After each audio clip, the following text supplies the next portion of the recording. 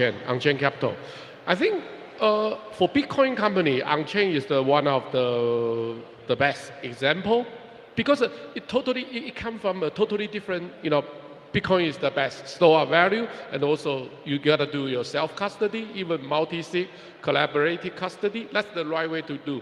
Because at that time, since about 5 years ago, no other company doing that as good as on-chain consistently doing the right thing. Indeed, it's educate people how to correctly hold your Bitcoin, something like that. So, this type of company definitely is I believe there will be a winner. Even recently, I say there will be the future of a banking, for example. But beyond that, what I'm trying to comment, why we didn't make many investment in recent year is because in my concept, I think maybe I'm the only one saying that recent months. I think in the future, it won't have any Bitcoin company. I would say because Bitcoin is the best store of value, Bitcoin is the best money. However, if you want to, let's say the payment thing, the Lightning thing, Lightning definitely is a good technology, it's a fast payment, it's almost no cost. However, it should, what I'm trying to say is that, for example, Lightning definitely is a good technology to tap to pay by Bitcoin. However, you got I would say the Bitcoin Plus or the Lightning Plus, you got to still, the founder need to solve what people need, whatever people, for example, what the Web 2 world cannot solve, or the problem caused by Web 2, right? So you find some solution, find some good use case, find some good user experience, and then add in something related to Bitcoin, for example, like Lightning, or even, like say, combined with some Nostr, that's good too. Something like that. So I think in the future, Bitcoin will be embedded into the problem the founder wanted to solve, instead of just purely, I'm the Bitcoin payment company, I'm the Bitcoin whatever company. That's my idea I share with everyone here. Oleg, is there a particular recent investment you're most excited about? Well, as we believe in Bitcoin as like the enabler of the new monetary system, and the core of a monetary system is banking. So building software or business that connects Bitcoin with the traditional banking system is something that we are paying a lot of attention to. And one of the companies that comes to my mind, which is not a recent one, but one worth noting, is actually Galoy, who is building an open source core banking software that seamlessly integrates Bitcoin into banking operations. We find this very useful for the future adoption of Bitcoin in what we believe would be like a convergence of traditional finance and traditional banking with Bitcoin banking. But speaking of the recent investments, we are very excited and we've been following Blockstream for a long time. And we believe that Blockstream is, as it's like one of the oldest companies in the space, has now all the tools and pieces of the infrastructure that can enable institutional adoption of Bitcoin, both as store of value, Bitcoin as a network for settlement, both of consumer payments, such as through Lightning, and settlement for financial instruments, such as with Liquid Network, and also issuance of the financial, tokenized financial instruments themselves, such as through the tools for issuance of assets on Liquid. So we're very excited to continue following Blockstream. That's great. You almost answered my next question with your last remarks about Blockstream. And so, in the past, a lot of the venture investment understandably for Bitcoin was focused on and off ramps, people making exchanges, wallets, payment solutions. But there's a lot of innovation happening in Bitcoin as well. A lot of stuff with respect to L2s, covenants, ARC, smart contracts, NFTs, ordinals, rare sats. And so if we start to look 3, 4, 5 years into the future, what types of trends that you think are investable do you expect to emerge? Oleg, let's continue with you. It's true that as Bitcoin adoption and awareness of Bitcoin grows, there is like more and more activity that's gravitating towards Bitcoin. And as an engineering system, Bitcoin is looking for scaling. Some of the solutions are like trying to apply to scale Bitcoin. We believe in the most like simplistic engineering approach, that only systems that are built in the most simple and easy to describe way are the systems that will allow reliable and sustainable scaling. So that's kind of like the filter that we use to approach evaluating different attempts to build layers or to attach layers to Bitcoin. And we believe that the combination of Liquid and Lightning with interesting things like Cashew, Fedimint can form like a very interesting ecosystem that offers different sets of trade-offs for different applications, including assets issuance on Bitcoin and including payments, including stable coins. Jack? Okay, yeah. Let me answer in a few directions I'm being very interested in now. Number one is that innovation. I think Oleg also mentioned. The innovation, I'm not talking about the Bitcoin only project. I'm talking about, indeed, we are in El Salvador. Recently, I like to use this example. For example, let's put President Bukele, just like Elon Musk, right, as a founder or whatever, the CEO of the company. He adopted Bitcoin 3 more years ago, right? But he's not only doing the Bitcoin, but he's doing a lot of things, right? He have those gangsters, right? The criminal problem solved, So the innovation is the key. So people, indeed, Bitcoin, I would say this is both ways. Bitcoin drive innovation. Also, innovation people also will, when understand Bitcoin, then they will also use Bitcoin as a part of their plan, part of their strategy. So we are looking for this type of founder, entrepreneur, can really use the right innovation mindset to drive the new product, new service. This is number one. So Bitcoin definitely will be part of it, but not all. Number two is that's something interesting too. Premier Bitcoin, for example, of course they are non-profit, but I think what I like them doing, indeed we are also their sponsor for a year, is educate people, educate more people, either students or maybe even government people. I mean, all kind of organizations. The world need more education on Bitcoin. So we will be interested, even for profit. Of course, the VC is gonna be for profit. I mean, doing the education, indeed, it's a good project because the world need more and more people need to understand Bitcoin. So education is a good topic the good area to focus on. Of course, they use the technology. Maybe it's a free education, but you get your revenue from somewhere else. That's okay.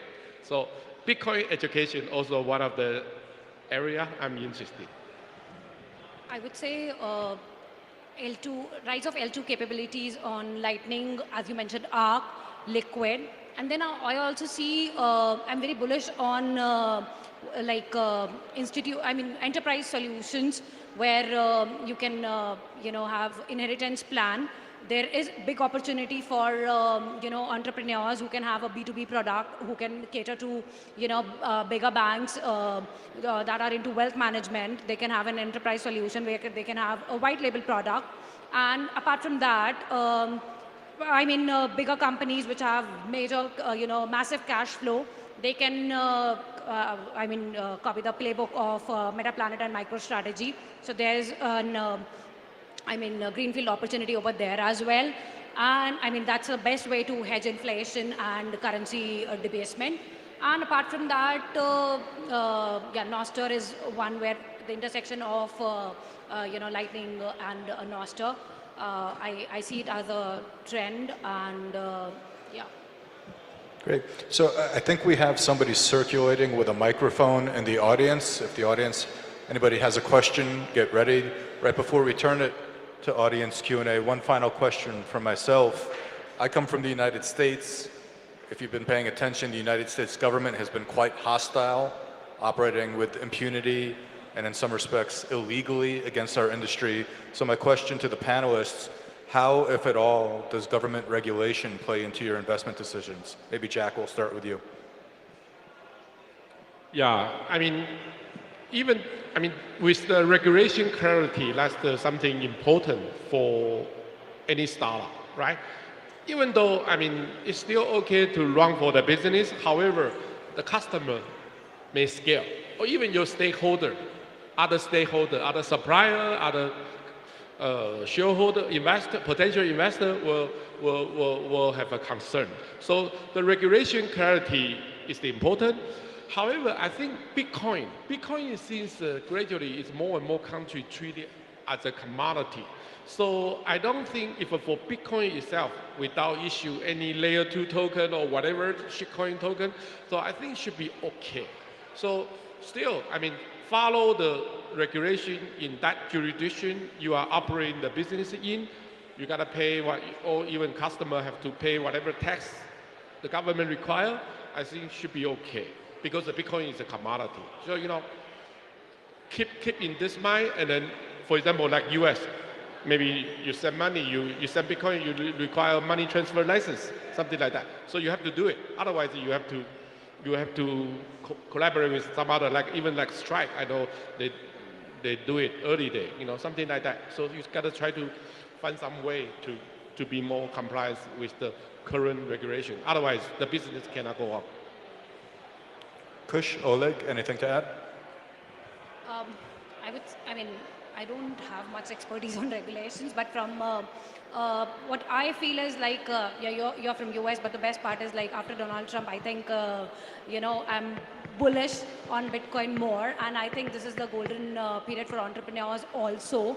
And still I feel there are some countries where, there is capital gains on Bitcoin that needs to be sorted out.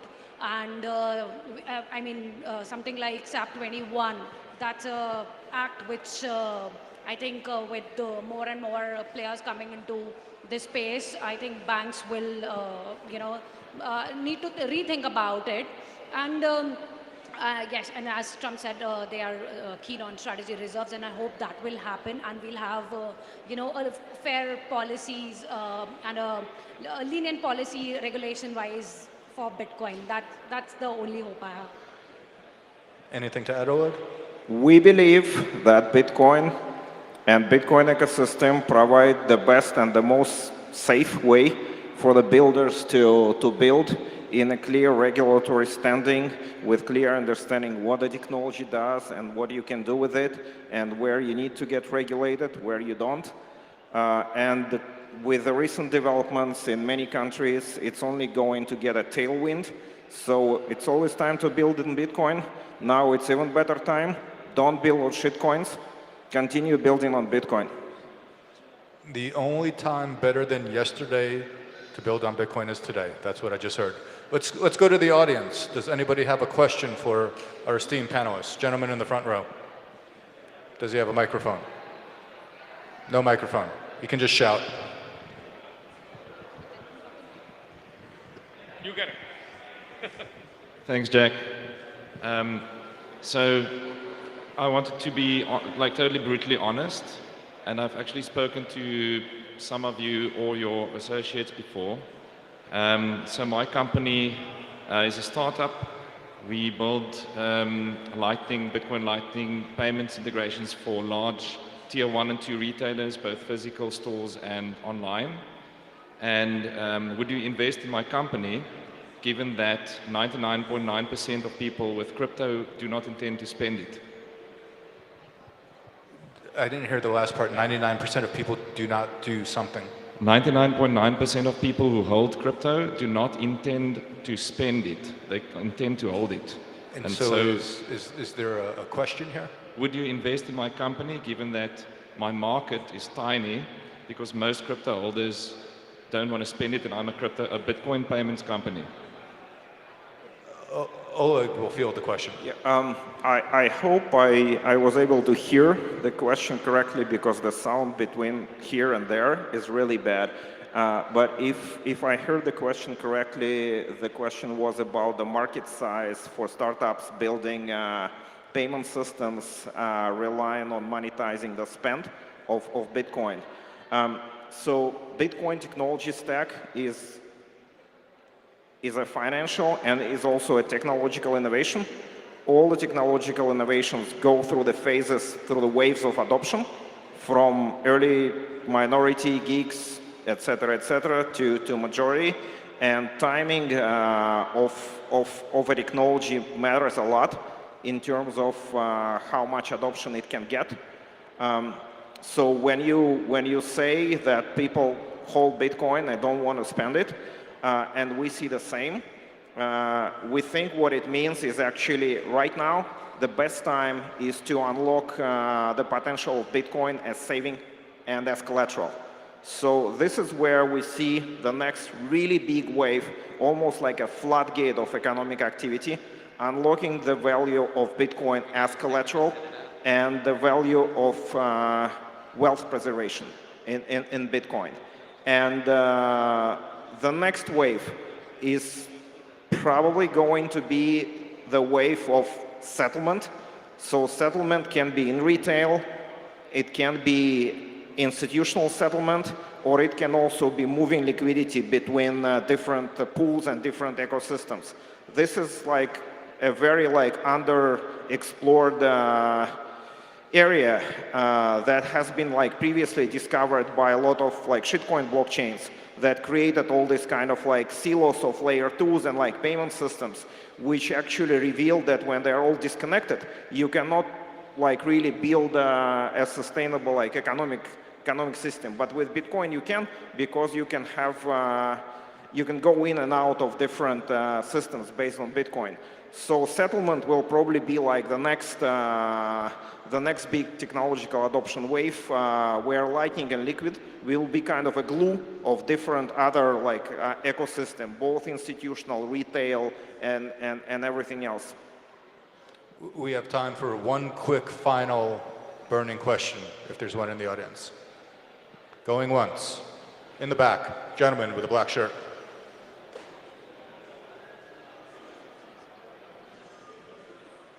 Run faster. Thank you. Can you hear me? Yes, sir. So you guys spoke about having invested into some companies already. Now the specific question is, how many companies founded by Salvadorians have you guys invested in, and what has been your experience so far? Has anybody invested in a Salvadorian company, local business here? Founded by Salvadorians. Founder. Osmo is the one. Sorry? Osmo's Guatemala. Guatemala. Okay. Sorry, my bad. Oleg, you're shaking your head. We did invest in about 5 or more companies based in El Salvador or building business in El Salvador. And we believe that El Salvador is going through an astonishing transformation by magnitude of economic effect, which we're not yet fully realizing. And we believe that El Salvador will create a lot of economic opportunity, both for Bitcoin startups and for the economy in general, through the transformational changes that are happening in El Salvador right now. We hope that it will be easier for Bitcoin startups to bank in El Salvador, but we hope it will be easier once and hopefully soon. Yeah, I think since we are here, or I mean, almost the end of the whole conference, I would like to encourage Salvadorian founder. You know, indeed, even though we haven't invested in any El Salvador company, but I spoke to several founders here. I think indeed this is a really good place for innovation, for building your business with Bitcoin related. Why? Two things. One is Bitcoin is a legal tender. No other country it has El Salvador this kind of status yet. So it's the best place. Also, freedom of speech. This is what President Bukele said, right? So freedom of speech, Bitcoin as a legal tender, so you can do whatever Bitcoin transaction is illegal, right? Unlike other countries, you have to be more careful about those related regulation or whatever, restriction. So also freedom of speech, and also, as I mentioned earlier, it's an innovation center. Of course, I found out that the one thing maybe need to be tackled a little bit later, but that will be wait until US have a Bitcoin strategic reserve something, because the bank here still they have to accept the global system of banking. So if the US do not, but it's okay. Don't do too much with the banking related for now. Doing other things, doing other product, doing other service to help the user experience, create your business. I think that's a lot of opportunity to go. Yeah, really. And Kush, you mentioned Osmo, not El Salvador, but Azteco. I'm sorry, Azteco. But maybe you want to say a quick word before we wrap up. Okay, she's going to defer her time. We're already over time. Thank you. Please join me in a round of applause for our esteemed panelists, Oleg, Jack, Kush. Awesome stuff, y'all. Nice job, nice job. All right, if you guys take your mics, got them. Take them all in. Nice job. All right, give it up for him one more time here. All right, so we got the last talk here, which is an absolute banger of a keynote from the man, the myth, the legend, Aleks Svetski. He's got some great videos for you guys, so I encourage you all to come on up, come forward for this last talk here. Aleks Svetski, let's give it up for him.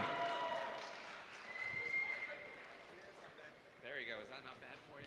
Thank you, thank you. All right, last talk of the conference. So I've been telling a couple people that this is going to be the most inspiring and the most offensive talk of the conference. Okay, so prepare to be both offended and inspired. But before we kick off, I'm actually going to give you a taste of the talk in the form of a trailer. Okay, so this discussion actually is going to be started with a trailer, and it's going to be ended with one as well. So, ladies and gentlemen, if we can dim the lights and play the trailer.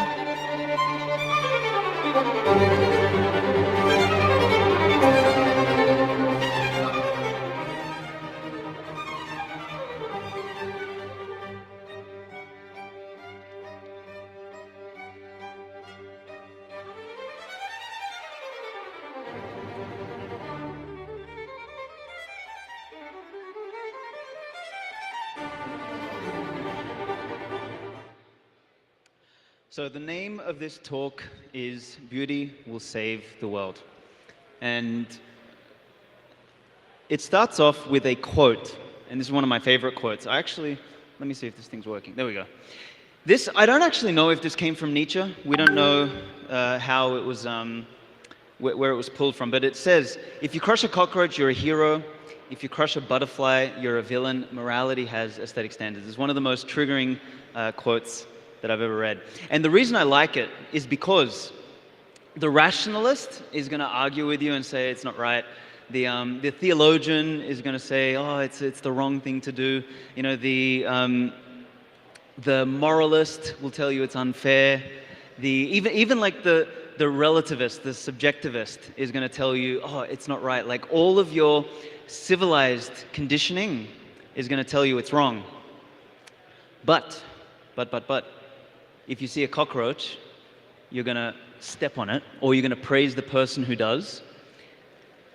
And if you see someone do the same to a butterfly, for some reason, viscerally, deep inside, you're going to be angry about it. You won't even know why. It's just going to piss you off.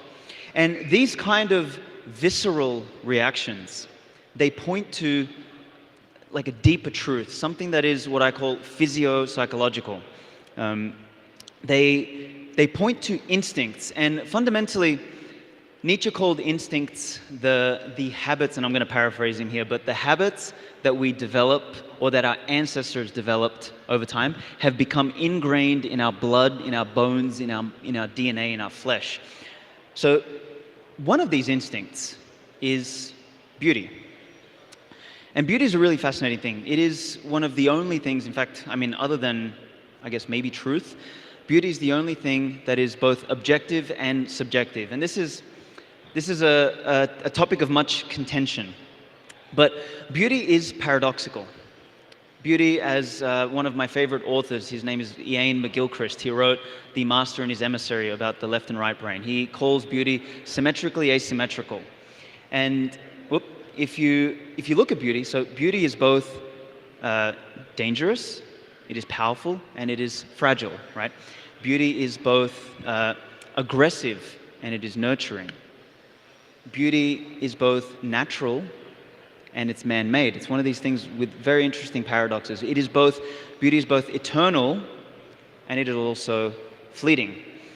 And the thing about beauty is that you can't be told that something is beautiful. You have to recognize it. Like if somebody comes and decrees and says, oh, this is beautiful, it's like, sure, they might be pointing to beauty, but beauty is something that we all recognize. And the opposite to beauty, and this is really interesting, the opposite to beauty is also something you recognize. Ugliness has the same visceral characteristics. It's something that is, we know it deep down inside, we don't have to rationalize, we don't have to think it, which is why when you see these kind of photos, you immediately know, like, that's fucking ugly, right?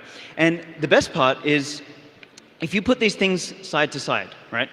If it's a Calvin Klein ad, you know which one is beautiful, you know which one is ugly. If it's architecture, you know which one is beautiful, which one is ugly.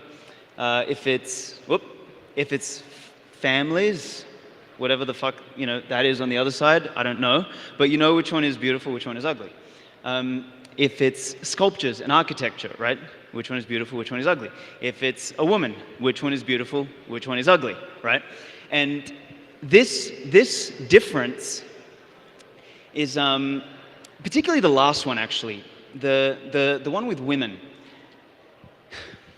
One of the practical qualities of beauty is a signal toward health, right? Life is that which wants to continue. Life wants to procreate. Life wants to produce. Life cannot produce, cannot recreate in something that is barren. That is why, when you look at this, you fundamentally know deep down which one is beautiful, which one is not. And in fact, if you want to test somebody's psychological soundness, you show them a photo like this, and you say which one is beautiful. Like, it doesn't matter if it's a man or a woman. Like, if you are psychologically sound, you'll know which one is beautiful, you'll know which one is fucked up, and which one is barren. Which leads me to one of my favorite topics, and this one also triggers people a lot, but physiognomy.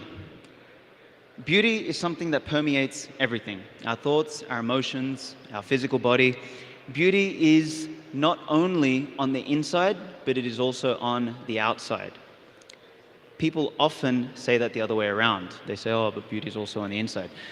The reality is this. There's a great author called Roald Dahl who used to write children's books back before the woke virus came in. And this is an excerpt from one of his books called The Twits. And he says, if a person has ugly thoughts, it begins to show on their face. And when that person has ugly thoughts every day, every week, every year, the face gets uglier and uglier and uglier until it gets so ugly you can hardly bear to look at it. And the opposite is also true. People with happy thoughts, etc. So they become beautiful, they radiate a different energy. And over on the right here, we have an example of a lady called Jacinta Ardern. She was the Prime Minister, we got some boos here. She was the Prime Minister of New Zealand. Mind you, she's 43 years old.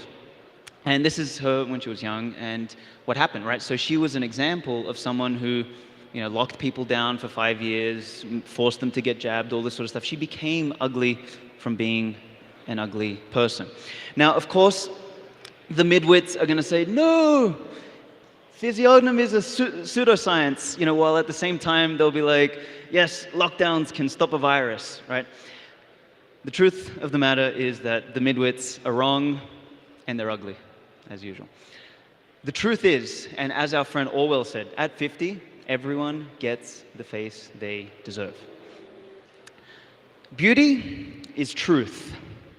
So if you can imagine a mountain peak, which is let's say the mountain of divine goodness, right? The two slopes that lead up to it are beauty and truth. Economics is really important, and this is something that in my latest book, I've been trying to tell Bitcoiners, is like the fundamental substrate of reality is economics. You need that. It is, the materialist paradigm. But economics doesn't transcend to something higher. What does transcend to something higher is beauty and truth. And these people, like there's a guy called Tim Urban who writes a very popular blog actually called Wait But Why. And he says, it's strange that beauty is entirely subjective. And the problem with these midwits is they don't understand that the reality is beauty is actually in the fundamental structure of the universe.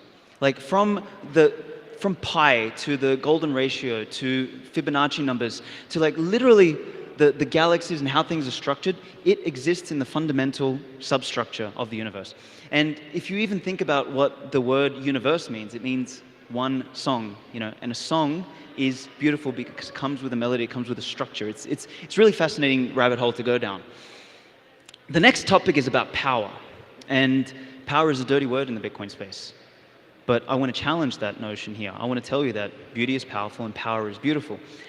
Nature is extremely beautiful, but nature is also extremely, extremely powerful. And what I've never understood in the Bitcoin space, for example, is in the same sentence, they will turn around, they'll say, proof of work is good, but power is evil. And they don't stop to think that literally work is energy and power is work over time. Like these things are inextricably linked. Like power is the capacity to channel energy. Power is vitality. Power is life. This is what creates. And we have people thinking that power is somehow evil, which to me is absolutely madness. So this paradigm shift in your head, I think, is fundamentally important. This is one of the strongest messages that I want to convey today, is that it's not that power corrupts. It's those who wield it. It's the weak attaining power. It's us creating structures that allow the weak, the ugly, the resentful, the stupid, the corrupt to gain power. That's what destroys civilization. And it's much like technology. You put it in the hands of a sadist, a sadist will try and beat you fucking down with it, right? So power is agnostic. It needs to be wielded by those who can wield it. And we have a great example in this country here. Someone who's come and who's actually taken leadership, who's taken power and is literally transforming the destiny and the direction and the destiny of an entire fucking nation. This idea of power, this idea of beauty, we actually know it archetypically as well. Lord of the Rings has a cult following, and when you look at who are the good are the elves, the humans, the beautiful, and the ugly are the orcs, the goblins, and the orcs, right? We know this stuff archetypically speaking. So I want to put forth a new definition of evil. And for me, the truest definition of evil is that which wants to defile and destroy the beautiful, that which wants to bring down what's up in the mountain. And that's precisely the definition that all of these scumbags don't want you to know, right? What they want you to believe is that power is evil, that power corrupts, that beauty is wrong, and that all of these sort of things. Because that way, you leave a vacuum for them to fill. And my argument is that beyond just the money printer, the biggest problem in civilization today is that we've abdicated. Otherwise good, strong, noble people have abdicated positions of power and left it to the parasites to come and fill. Because make no mistake about it, this is actually what they're afraid of. They're afraid of you becoming beautiful, of you producing families, of you producing life, of you creating things. That's exactly what they're afraid of. So they tell you this lie, they create this guilt inside of you that power is bad, that beauty is wrong, and all this sort of stuff. They try and tell you that black is white, that white is black, that man is woman, woman is man, to confuse the fucking shit out of you so they can fill the positions of power. I wrote a book a couple years ago called The Uncommunist Manifesto, and in there I said that the fight in civilization is between communism and capitalism. And while there is still a grain of truth to that, there's something deeper here, which is the real fight in civilization, the real fight for the soul of humanity is actually communism versus beauty. It's far more important. Beauty comes before capitalism, comes before money, comes before all of that. So anyway, what the fuck does all of this shit have to do with Bitcoin? Like, what's this idiot up here talking about, like, beauty, beauty, beauty, putting hot chicks on? Well, this is what it has to do with beauty. Everything. Beauty is the ultimate low time preference pursuit. This is the relationship to beauty that Bitcoin has. And I don't care if that is you are trying to build a beautiful body, you are trying to build a family, you are trying to produce a great work of art, a business, a product, a service. I don't care if it's like literally the mountains that took thousands of years or millennia to emerge out of the thing. If it was the planet that we're actually on, beauty is something that fundamentally takes time, whereas ugliness, whether it's bombing a place or chopping off your balls, literally takes a second, right?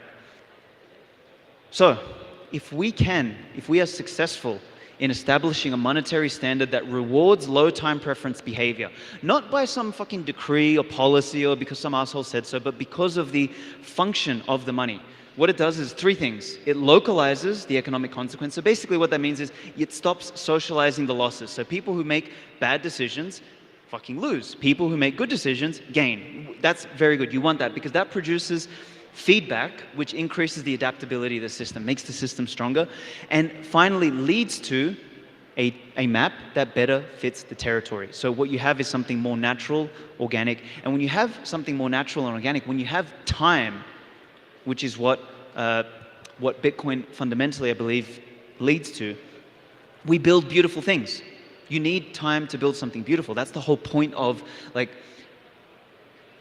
having a better money. That's why we have Bitcoin. So I want to put forth a new definition. Like these are all the things that Bitcoin's been defined as. Being defined as a fucking mushroom, as a medium exchange, inflation hedge, as an asset, this, that, fuck you money, all of it. I want to put forth another definition, which is Bitcoin is a framework for excellence that the corrupt, the stupid, and the ugly cannot take advantage of as easily. I'm sure they'll be able to take advantage in some way, shape, or form, but it provides that framework. And when you have that framework, the one where people cannot cheat as easily, you make space for something beautiful. Because I fundamentally believe beauty will save the world. Like Dostoevsky talked about it, Nietzsche talks about it, Aristotle, Plato, all the greats throughout history have talked about this as the highest ideal. And I believe it's fundamentally true. It's why I spent 2 years writing this book. Some of you have seen it. It's like a brick. It's 130,000 words, 2.5 pounds. The thing is a monster. And I wrote this because I asked the question, what happens after Bitcoin wins?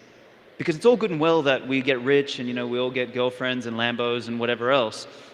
But the question is, who do we become after that point? And for me, the answer lies in looking at the kind of cultures that preceded the greatest civilizations on Earth.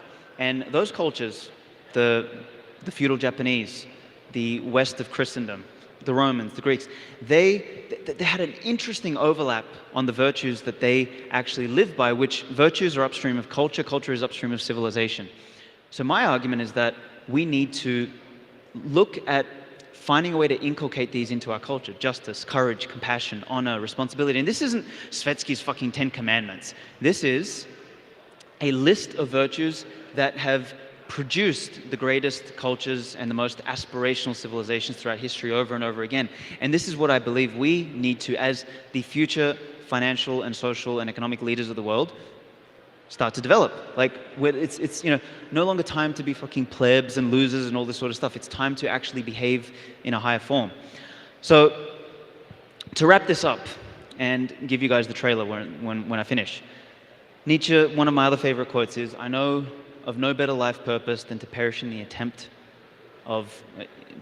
attempting the great and the impossible." Like, this is what we were born for. I was speaking to like a couple young guys in Italy, I think it was 6 months ago, and they were asking me the question of like, why would you go and build a cathedral for 300 years? You're never going to see that money back. That doesn't make economic sense. And I was like, exactly, because greatness, beauty has to transcend the pure monetary. It has to transcend the material, because that's the real measurement of the success, the progress, and the heights of a civilization, not fucking GDP, not the material stuff. Economics is important, but it's not the highest calling. So I mean, this is a little bit of an old slide. I would have said we were in the weak men stage of the cycle, but I think we've been like in the hard times. Somewhere in like the last, 6 months, that meme where the car turns and swerves into the other direction at the last minute, we've just literally done that. We've dodged the bullet. We're on some alternate dimension at the moment, but we are entering the next stage of the cycle. We're entering the strong men stage of the cycle, which has been lacking sorely in particularly Western civilization of the last probably couple of decades, because these people, they're going to want to tell us, you will all nutsing and be happy. So we've got to tell them, fuck you, basically. We've got to go and actually reclaim these positions of power, all of us. So, with that being said, beauty, I believe, is the most fundamental, the most important, the highest ideal for us to aspire towards. And to close out this talk, I want to leave you with a final trailer, which the guys are going to put on in a second. The book, if you do want to purchase it, you can go on Amazon now. I mean, it used to be on Keiser, but better off going to bushidoofbitcoin.com and you'll be able to find it on Amazon. And if you want, I think I have 1 copy left, you can come and see me. But beyond that, thank you for listening, and I hope you enjoy the trailer of the Bushido of Bitcoin. Thank you.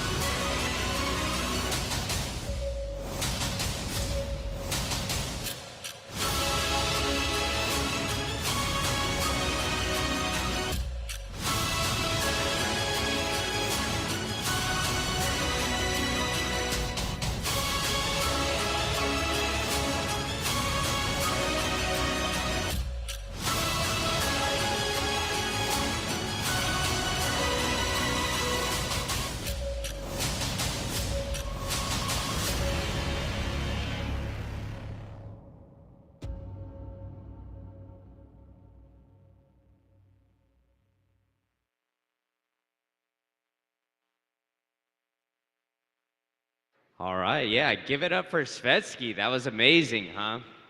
Well, we've got now an art auction where Maya Parbo of Suriname is going to be introducing some of the artists, and they're going to come up and speak about their art. And yeah, it's going to be an auction, so be sure to stick around for that. And yeah, Maya and all the artists come on up to the stage. Or do we need to stall for a second? There you go.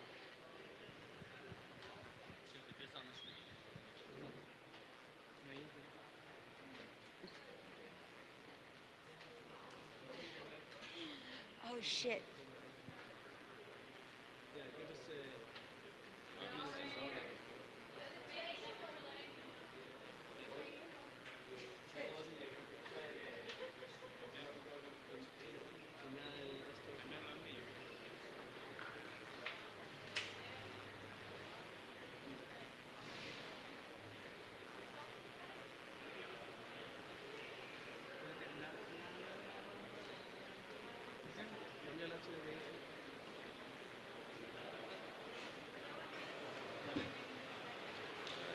Do you need me to get up there or something? Go say some stuff, crack some jokes? Why did Satoshi cross the road? Why did Satoshi cross the road? Oh, you want me to just get started? Yeah, you can just. Hi, everyone.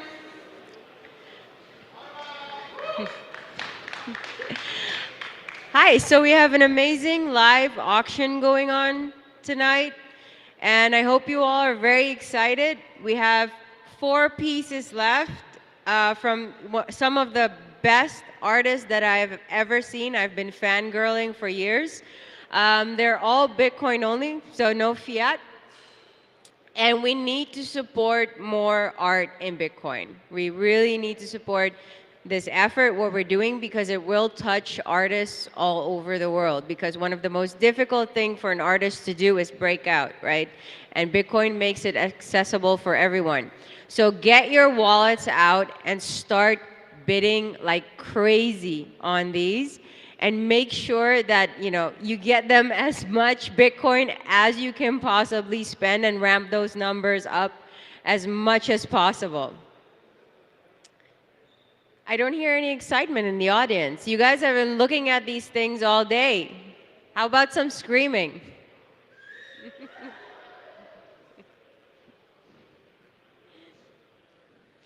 I'll let Fractal give you guys some more detail on each of these pieces so you can be inspired to bid more. I wish you all a very good night, and I hope you guys really enjoy this live auction. I have to go off and do some presidential shit. Support the campaign, support the auction as much as you can. Hope you enjoyed the conference. Give a big shout out to everybody that worked their asses off on it. And see you guys next year.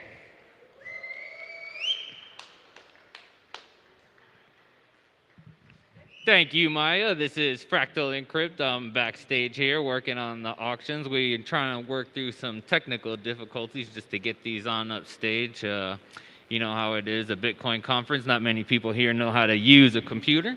So we're just working through some of this. So just bear with us a moment.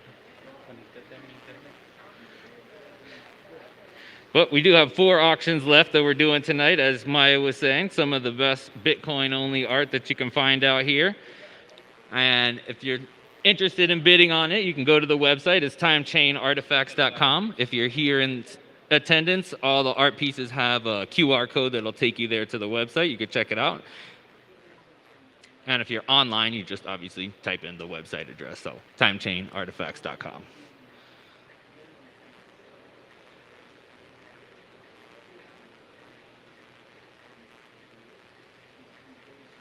And we got 4 pieces left that we're working through here, so I apologize for the technical difficulties here.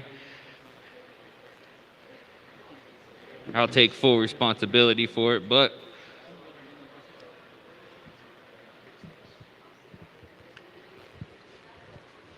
maybe I can pull up the site in the back and do some commentary. We'll see.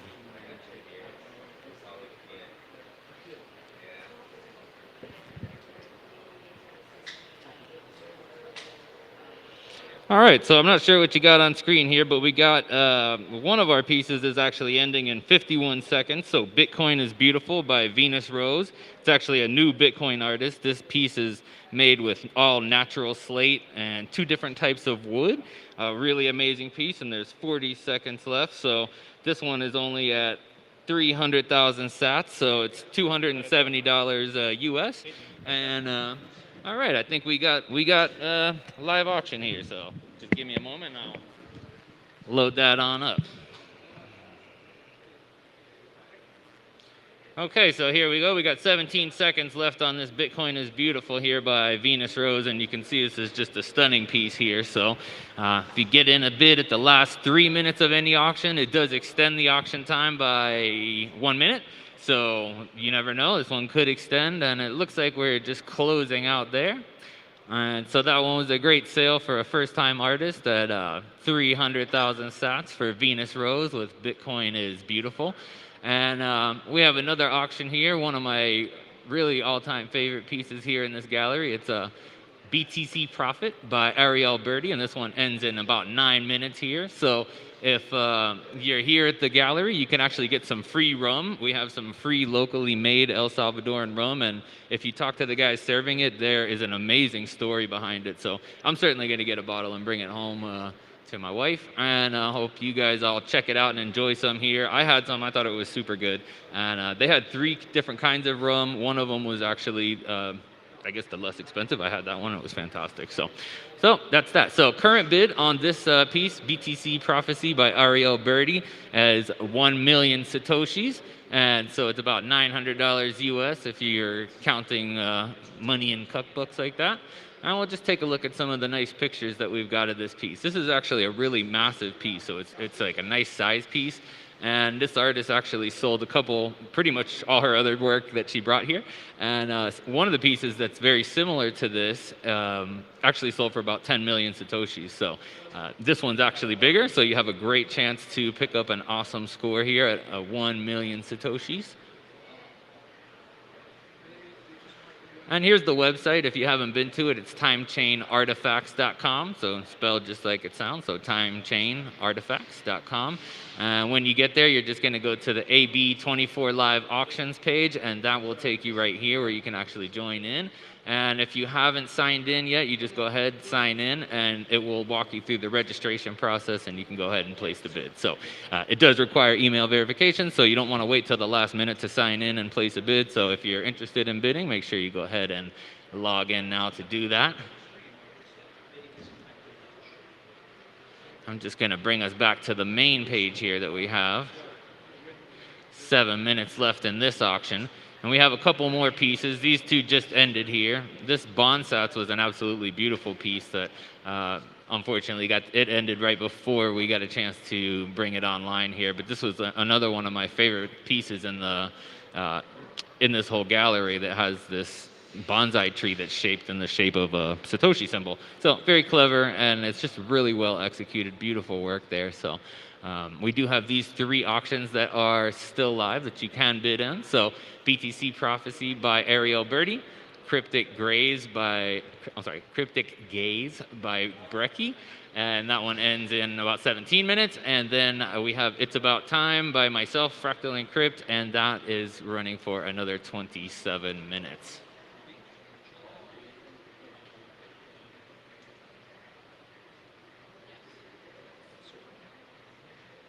Looks like current bid on Ariel Birdie still at 1 million sats. So if anybody in the audience here has their wallet out, you may want to go ahead and place some bids. Remember, like I said, you have to register, and then you'll be able to place bids. So go ahead onto the website and go do that. Brecky's piece here. Let's take a look at some of the bid history for this piece. Got about 6 minutes left, 6.5 minutes left on this one here. And we have quite a few bids here with Modeo Tech starting it off. He's actually one of the artists that's displaying in the show, and he also sold his works as well. And then we have what looks like a little bidding war going on between some of the bidders, LS and Ben. I have a new bidder joining in at CB, and now Ben's at the top with 1 million sats. And we're just about 5 minutes to go for this one.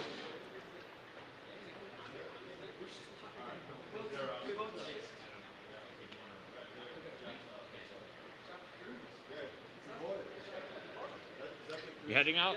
Oh. Hey.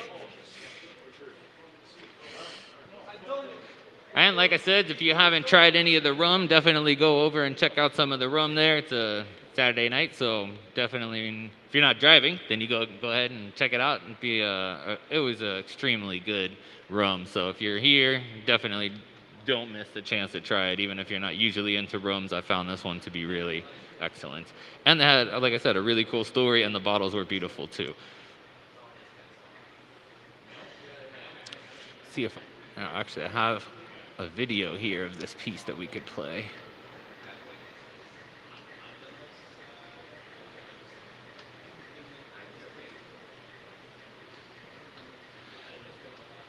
And this piece, you really have to stand in front of it to experience the beauty. So if you haven't already, it's right in the entrance of the event. So I definitely would say go ahead and check this out. You got to really take your time with this one and look through all the details because there's really a lot going on. So whoever ends up with this piece is certainly going to be busy checking it out over a long period of time, I'm sure. So we got 19 bids, about 4 minutes left now. Still at 1 million Satoshis.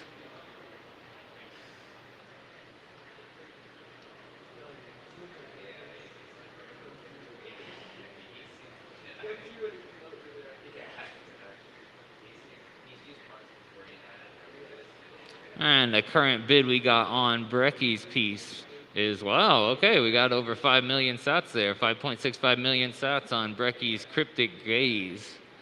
And, oh, okay, looks like we got some new bids on my piece as well. We were at 82 million sats just a second ago. Looks like we jumped up to 85 million sats. So some bidding action going on here. So definitely, if you got your wallets out, definitely go ahead and we really appreciate all the support of the Bitcoin artists. This has actually been an amazing show. We really want to thank Adopting Bitcoin for giving us such an amazing gallery space here. If you're not here, they put us right in front of the main stage, which for the artists is an amazing opportunity to get to hear all the talks that happen at the event, which we usually never get to see. So a huge thanks to Adopting Bitcoin and a lot of respect to them for what they've put together here.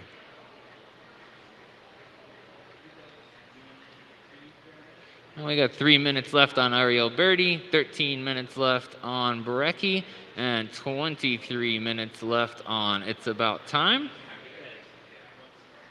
Maybe I can open these in different tabs here. Let's see.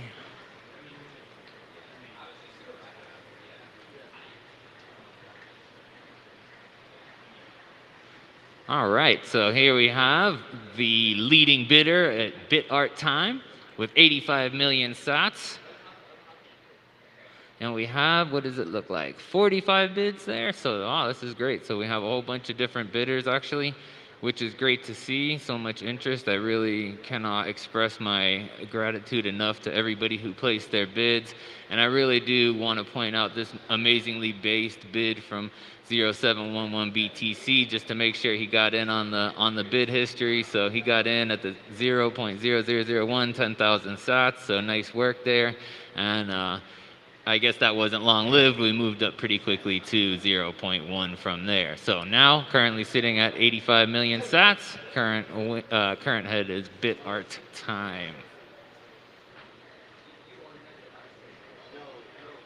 Now we got about 1 minute and 50 seconds left on BTC Prophecy. So we are still at 1 million sats. So, oh, we got a new bid there. So, all right. And that was in the last 3 minutes. So this is going to extend the auction by another minute. So we are now in the hot zone. So, and it looks like we are getting some bids. So let's see here. Oh, it looks like this is a new bidder here, Mr. Klusk. So that is someone maybe here that listened and took out their wallet. So we appreciate the heck out of you. Thanks for joining and supporting grassroots Bitcoin art. All right. Current bid is at 1.1 million sats, which pushes us just over $1,000 in US cuck bucks. And we now have just 2 minutes left in the hot zone. So any new bids here will extend the auction by another minute. So we'll see how we do.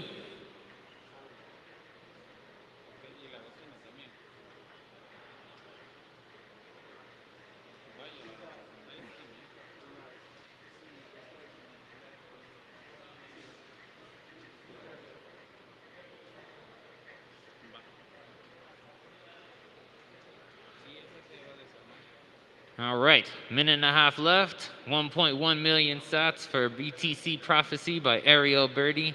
And again, this is just a beautiful piece. She basically does all hand drawn, and the imagery in it is just stunning. So you definitely, whoever wins this definitely has to touch base with the artist to get all the information about the details that she's encoded within this art, because it's just a great piece. So 1 minute left in the hot zone here. We're under 1 minute left. Let's see what happens. We got Ben 324, or Benny 1 2 3 4. And we got Mr. Kusk. We got CB that was bidding before. So all these are relatively recent bids. So let's see what happens here. Got 41 seconds left.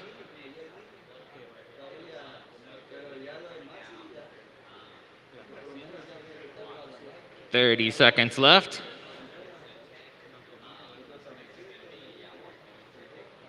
All right, so next minimum bid looks like it's going to be at 130 or 1.35 million sats. So you'll see that here, next minimum bid. If you're logged in, you'll actually have a blue button there that you can click and place your next minimum bid. You got 12 seconds to do that if you're watching. So we'll see what happens here. 6 seconds, 5, 4, 3, 2, 1. And it looks like this one closes out. So beautiful sale for BTC Prophecy by Ariel Birdie at 1.1 million Satoshis. So congrats to her, as well as Ben L324. It's a beautiful piece, so I know you're gonna love it when you get that. So we'll just flip back over to the live auctions page and we will load up Brecky's piece here.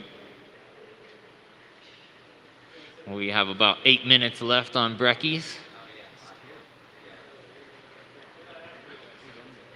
All right, so current bid here, we have a really nice bid on this one. So 5.65 million Satoshis. So we're doing good from This Is Fine. And this is just a gorgeous piece from Brecky. I mean, talk about proof of work. The man just carved this thing literally out of stone. It doesn't get more proof of work than that. So this thing is absolutely gorgeous. It will last much longer than you or I. You could easily see this thing lasting several thousand years. So this is the type of art that, you know, is pure Bitcoin. So I really do appreciate Brecky's hard work that he puts into this, and all the bidders here that put in bids on this masterpiece, really, what you call it. So again, Modeo Tech starting us off at the beginning. We have a Sartoshi who's bringing some bids, Dustin Trammell, who is actually an amazing collector. He's one of the first people to ever use Bitcoin after Satoshi. So to end up in his collection is actually a really special thing. So I don't know, This Is Fine. It could be just as special to be in his collection as well. So certainly not saying anything negative about that. But yeah, so really good to have such collectors supporting the Bitcoin art out here. And I see Brecky's got this nice video, and we got 7 minutes, so we'll go ahead and give this a click. Run through it here. Yeah, one of the really interesting things about this piece is that the eyes follow you. He said he worked really hard to create that effect, so I think he was very successful at pulling that off, which is great.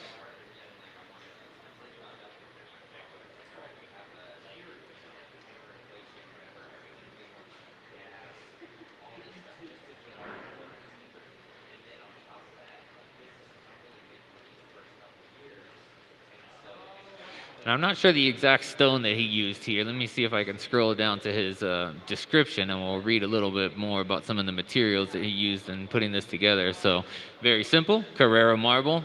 It's a one ingredient mix here, so 100% pure Carrara marble.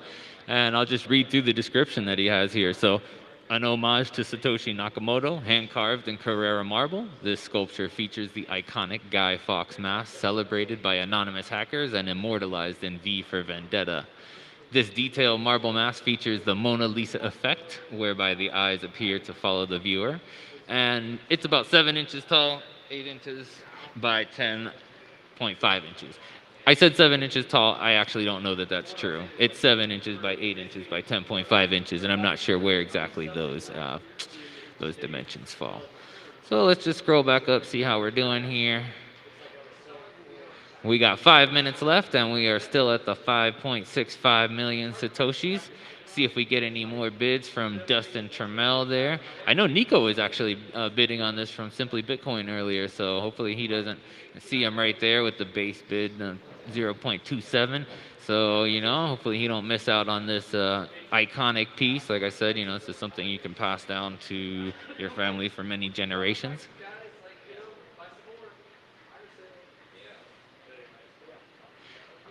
And we're just gonna go under 5 minutes here. So the last 3 minutes is a hot zone. So if there's any bids in the last 3 minutes, that'll extend the auction by 1 minute. So we'll just see if any other bids are coming in there. I'll go use this opportunity to push some more rum. If you haven't gotten some rum, then certainly head on over there to the rum area and fill up your cup. And if you haven't already, then you may not have heard me say before how good it was, or maybe you're lazy. So just, I will again suggest that. Now we got about 4 minutes, 20 seconds left. Smoke them if you got them.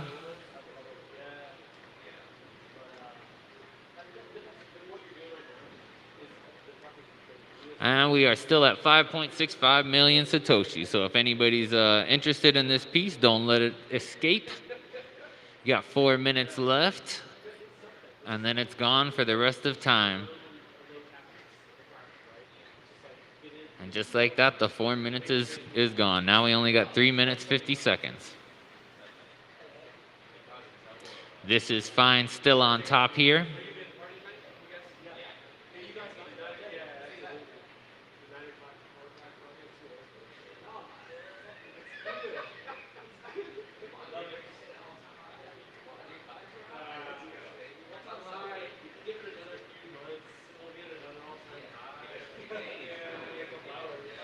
Flip through some of the pictures we got here. Hey, nice job, you guys. You can see this beautiful signature on the back too. This is something not a lot of people notice, but he's got this beautiful gold leaf signature, engraved signature on the back. So really high quality work. Definitely something that you can be proud of, and certainly a conversation piece. All right, looks like we're now in the hot zone. 3 minutes left, so it all comes down to this.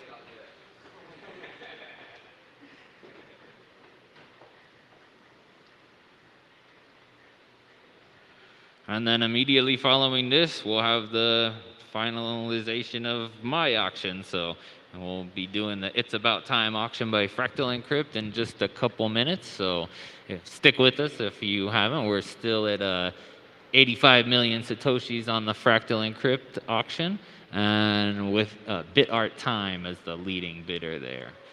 45 bids on that. We have 67 bids on Brecky's piece, with just 2 minutes to go here, 2 minutes, 10 seconds.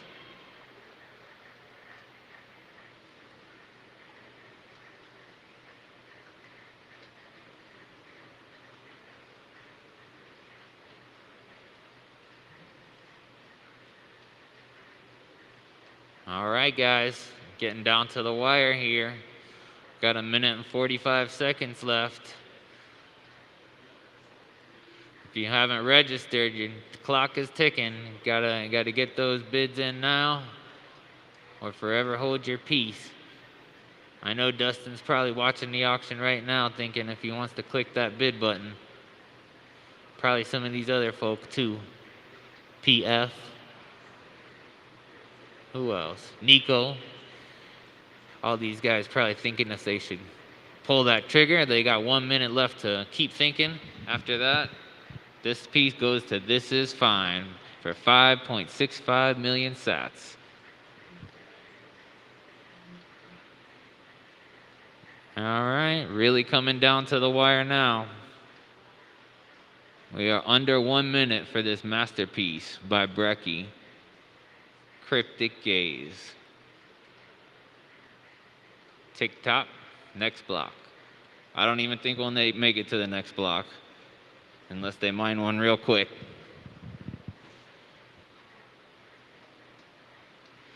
Just over half a minute left. Not sure if anybody's there waiting to pull the trigger at the last moment, so try to surprise us. We'll see how it goes.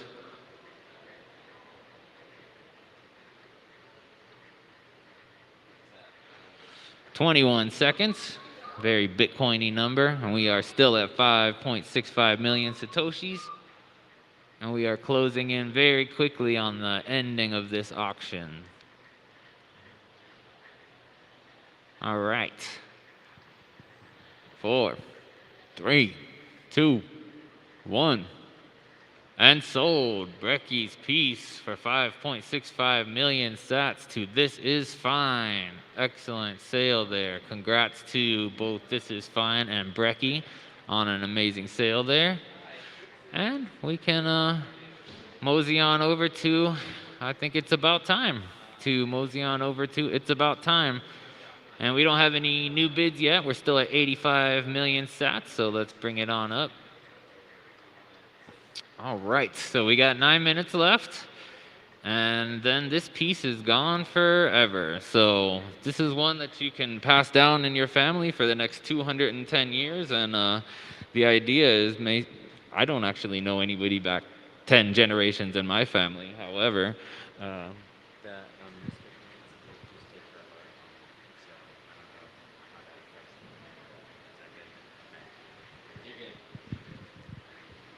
sorry about that, guys. We had like a art emergency going on, but never worry. So we are here with Bit Art Time, 85 million sats, which is quite an excellent bid. And we have about 8 minutes left to go, 8.5 minutes left to go.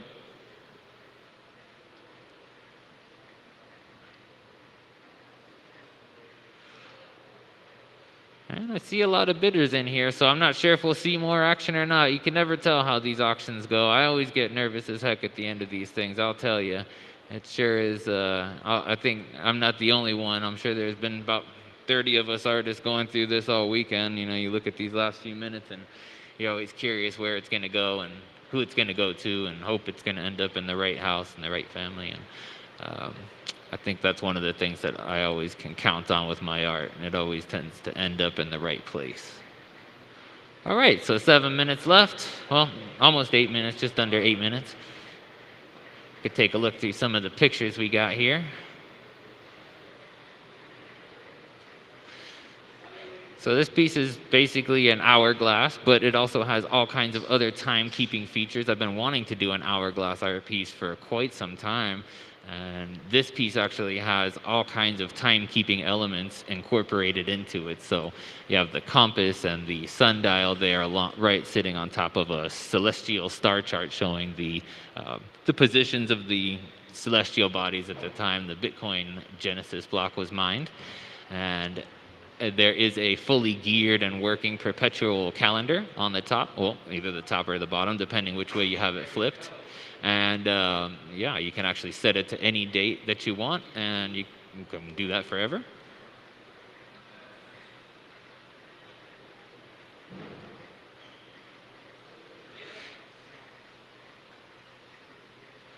There is quite a lot going on in all these pieces. I'm actually extremely happy to be able to finally incorporate some quartz crystals, which I hand mine myself in the Ozark Mountains, and it's something that is near and dear to my heart, and I've actually been wanting to use these crystals in an art piece for such a long time that when I finally had this chance, it just popped into my head that it's about time, and that's how the name of this art piece came about. And at the base of the hourglass, there's two sets of stairs. On one side, the stairs have block time. On the other side of the stairs, it has clock time. So these are all elements of the block time.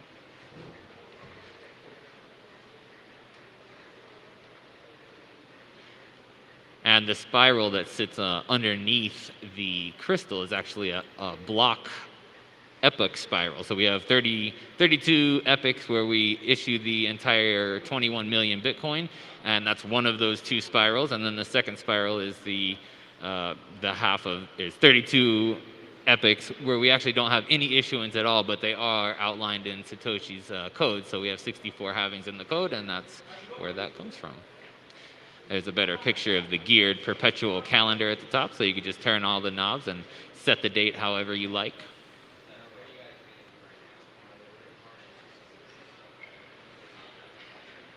Let's see if we've got any action. No, nothing going on yet. Still sitting at 0.85 now. 5 minutes left. With bit art time on the top. I guess with 5 minutes left, we can probably pop on the video here. Take a quick look at what we got. I guess we don't get the audio on this, so I'll just have to give you the play-by-play, I suppose. Piece took a couple months to make. I started working on this around August and didn't actually finish it until just about time to ship it out here. So again, it's about time. And there you can see the gears moving. These are some of the time-locked addresses. So this is one of the main parts about the piece, is that it has some addresses which have time-locked Bitcoin. And it will actually be there after you and I are all dead. So no one here that's alive today watching this video will be alive when the last Bitcoin is unlocked from this art piece. So it's something that you have to kind of have a little bit of future thought. And my hope is that it stays in the same family for the entire time, and that it's just passed down from parent to child to parent to child to parent to child, and you teach the family low time preference, Bitcoin ethos, and each generation gets their own Bitcoin to unlock. And in fact, if you actually have a lot of Bitcoin and I'm like too poor for you, I time locked 5 million sats in here, but you can actually load more Bitcoin into all the addresses that are loaded onto this, that are engraved into this sculpture. So if you've got a lot of Bitcoin and you want to send that to your future family, all you have to do is send a transaction to any of those addresses on the sculpture, or all of them if you'd like. Right from your phone, you just scan the QR code, send your future family money, and as soon as the time is right, when it's about time, it'll unlock for them. And look at that, we do have a new bid here. So from CB, I don't know if I saw this bidder earlier or not. So this is 86 million sats. And yeah, I don't see the CB earlier. So do we have a new bidder popping up in the last few minutes? Oh no, okay, we see him here. Well, all right, well, thanks for jumping back in. So hey, it's not over yet. We got 2 minutes to go, 86 million sats. And it's just about over. It's just about time here.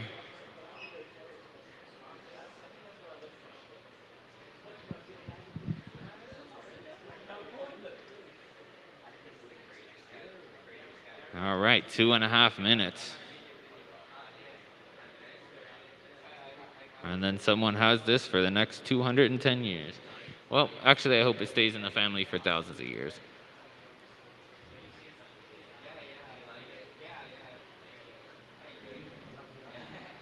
Okay, we're really getting down here now. Just about to break below 2 minutes here.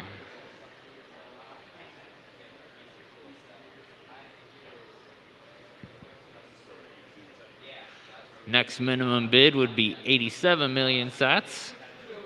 And we'll see if any of these bidders are interested in going there. So I'm not sure who everybody is, but if bid art is not tired out at 85 million sats, or JB, MH, Dr. Jack, bid art time again, NC. So you never know, But it's looking like we may be crunching down to the wire here. Minute 21 seconds left. 86 million sats on the table. I think I'm gonna need another shot of that rum after all this.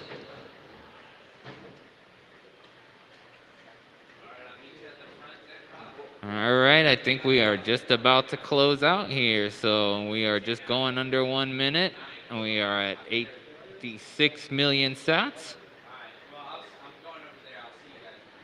And just a few seconds left to go. Any new bids here will extend the timer by 1 minute, but it's looking pretty good for CB here at 86 million sats. 30 seconds to go. Sometimes these things end immediately as soon as the clock runs down, and sometimes you get those last minute bidders, so we'll see how it goes. 21 seconds left. And it looks like we're just about to close this out here. 13, 10, 9, 8, 7, 6, 5, 3, 2, 1. All right, and that is that. What an event. Thank you guys very much. What an amazing sale. Thank you so much. I'm so excited to see who this goes to.